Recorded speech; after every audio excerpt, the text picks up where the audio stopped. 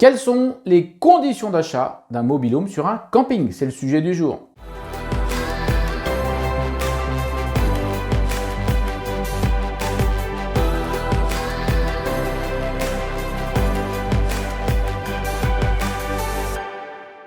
Je vous propose qu'on reste avec ce mode là, ça ne me déplaît pas.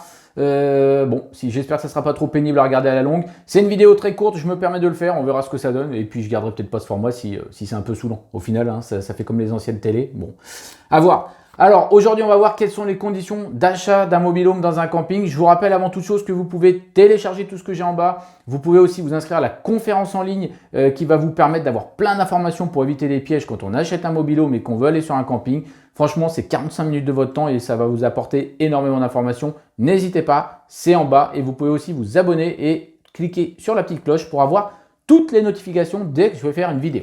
Je fais le petit rappel sur les trois manières d'acheter, les trois manières principales d'acheter un mobil-home. On peut acheter un particulier, on peut acheter directement sur le camping ou on peut acheter à un concessionnaire. Donc nous aujourd'hui, les conditions d'achat d'un mobil-home sur un camping, on va voir les deux manières que sont acheter directement au camping et que l'autre manière, acheter à un propriétaire qui est déjà en place sur le camping.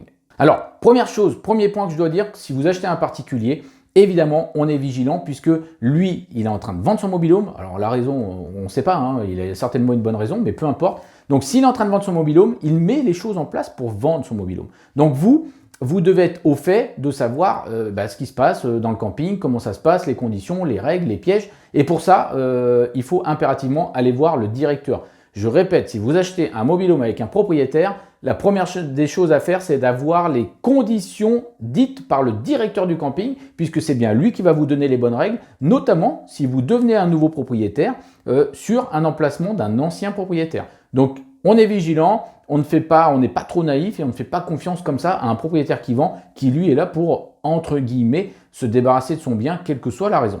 Je fais un petit rappel aussi que si vous achetez un propriétaire, vous ne pourrez pas récupérer la TVA. Alors, je ne veux pas rentrer dans les détails ici, ce n'est pas l'objectif, mais je vous rappelle que vous ne pourrez pas récupérer la TVA sur le mobil-home que vous achetez, même si vous faites de la sous-location. Deuxième des conditions d'achat d'un mobil-home sur le camping, vous pouvez acheter au camping directement sur le parc de vente ou un mobil-home qui est sur emplacement. Il faut bien sûr négocier le fait qu'il vous l'installe. Hein, si on passe du parc de vente à l'emplacement que vous aurez choisi après. Si ce n'est pas déjà en place et qu'il y a une petite démarche à faire avec un tracteur pour tirer le mobil-home, on le négocie, logiquement ça se fait très bien.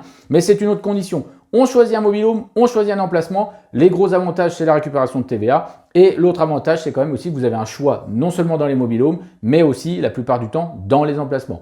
Donc moi j'aime bien ce système, ça dépend des cas, ça dépend des campings, mais en tout cas ça existe et ça reste un moyen différent, c'est une condition différente que d'acheter directement à un propriétaire. Je fais le rappel qui convient bien, les conditions d'achat sont évidemment à prendre en compte, elles sont importantes parce qu'elles laissent du choix, mais la première des choses que vous devez avoir en tête, c'est que votre choix dépend du contrat du camping et ce que vous avez le droit de faire. Je répète qu'en fonction de vos objectifs, vous ne pourrez pas acheter dans n'importe quel camping. Je prends toujours cet exemple idiot, si vous avez envie de sous-louer et que le camping vous interdit, vous n'avez rien à faire sur ce camping. Voilà, c'est aussi simple que ça. Il faut faire preuve de logique et être vigilant. Voilà, c'était tout pour cette courte vidéo. J'espère que ce petit format grésillement noir, bleu, ça ressort pas trop mal et que c'est pas trop pénible sur le long terme. Bon là, la vidéo elle doit faire 5 minutes, donc ça doit aller.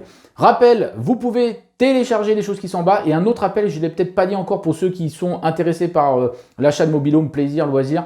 Vous pouvez aller aussi, alors c'est pas en bas pour le coup, mais vous pouvez aller sur l'application Telegram, vous pouvez chercher le canal Yann Margeau Immo. J'apporte des informations quasiment tous les jours, tous les 2 jours, toutes les semaines, en fonction de là où je suis sur le terrain. Le petit truc qui me vient, boum, je le mets en audio ou en photo sur l'application Telegram et ça permet d'avoir des petits tips de terrain qui vont être très utiles. Donc je vous invite vraiment, je sépare l'IMO et les mobil-homes, donc si vous voulez que les mobil-homes, vous serez informé, vous voyez que c'est une notification mobil-home, boum, vous lisez, vous écoutez, ça prend 2-3 minutes par jour, voire 2 minutes par semaine, j'en sais rien, mais ça peut être super utile parce que je vais partager des trucs en direct que vous ne verrez nulle part ailleurs.